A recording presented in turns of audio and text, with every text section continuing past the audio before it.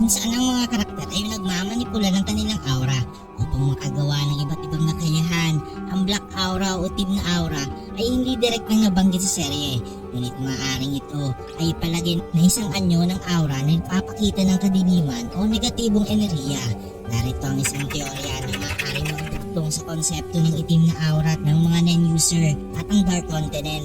Itim na aura ay maaaring magrepresenta ng matinding negatibong damdamin tulad ng poot, galit at kagustuang magiganti.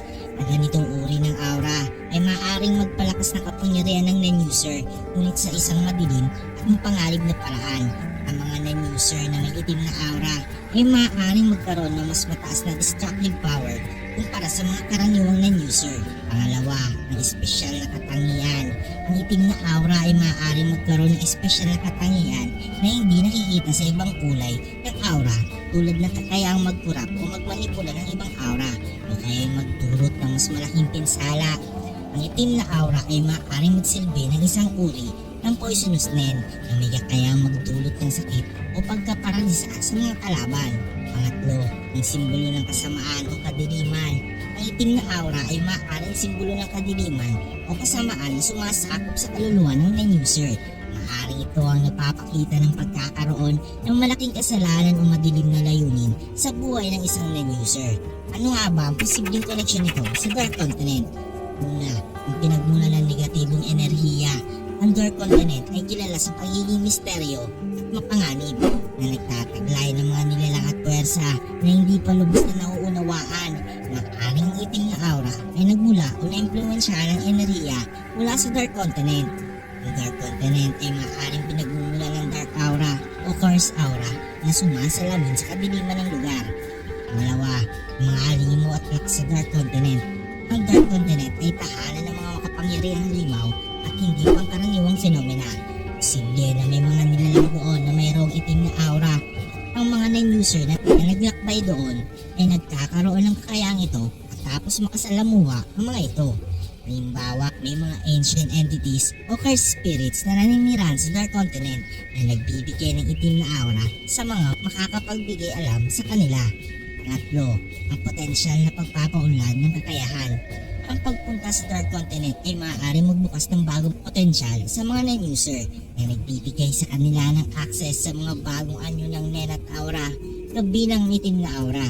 Ang mga karanasang ito ay maaaring magbigay sa kanila ng bagong antas ng kapangyarihan, ngunit may kalakip na panganib. Ang mga pag-develop ng itim na aura ay maaaring maging resulta ng pagsasanay sa ilalim ng matinding kondisyon o pagdaan sa mga ritual na kaugnay sa Dark Continent. Pang-apat, ang kaugnayan sa malalim na misteryo at sibilisasyon. Ang Dark Continent ay maaaring nagtataglay ng mga sinaunang sibilisasyon o misteryo na nag-uugnay sa kasaysayan ng Nen. Ang mga itim na aura ay maaaring bahagi ng mga sinaunang ritual o tradisyon na nawala na sa modernong mundo. Ang mga sinaunang sibilisasyon sa Dark Continent ay maaaring nagtataglay ng mga lihim na kaalaman tungkol sa manipulasyon ng aura na nagiging sanhi ng mga paglabas ng itim na aura. Panglima, ang epekto sa mentalidad at pagkatao. Ang itim na aura ay maaaring magkaroon ng epekto sa mentalidad at pagkatao ng isang non-user. Pagkakaroon nito ay maaaring magdulot ng pagbabago sa ugali at pananaw ng non-user na maaaring mas agresibo, mapang-api o kaya makasalanan.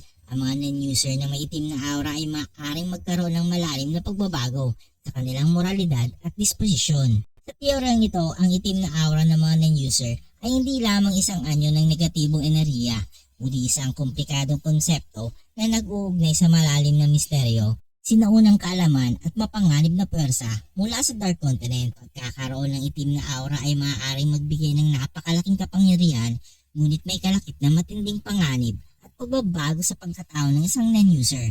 Ang mga elementong ito ay nagdaragdag ng lalim at intriga sa mundo ng Hunter x Hunter na nagbubukas ng mga mas maraming posibilidad para sa mga kwento at karakter sa hinaharap. Kung nagustuhan mong video nito, huwag niyong kalimutan mag-like at subscribe and hit the notification bell button para updated kayo palagi sa ating video. Maraming salamat.